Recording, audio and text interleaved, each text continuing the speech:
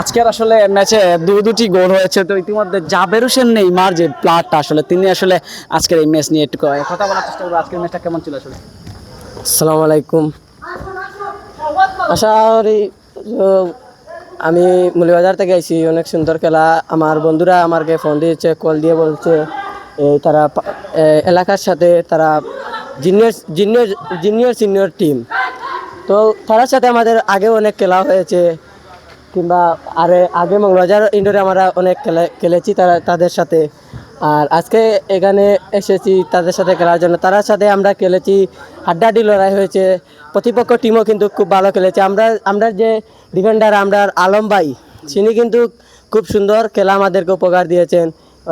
আগামীতে এরকম কোনো খেলা? আগামীতে ইনশাল্লাহ আমরা আগামীতে আপনাদেরকে দর্শক বৃন্দকে আগামীতে আমরা আরও সুন্দর খেলা উপহার দিব আপনাদেরকে। আপনারা সবাই আমাদের জন্য দোয়া করবেন। আর আশা করি আমাদের যে স্ট্রাইকার আসলাম মারুফ ভাই, তিনি কিন্তু খুব একটা ভালো মানের একজন ফুটবলার। আমি আশা করছি মারুফ ভাই আপনি আগামীতে অনেক ভালো কিছু করবেন। আপনি কাজে মন দেন, খেলায় মন দেন, খুব ভালো কিছু করবেন। আসসালামু আলাইকুম। এখানে আমার বক্তব্য শেষ করলাম।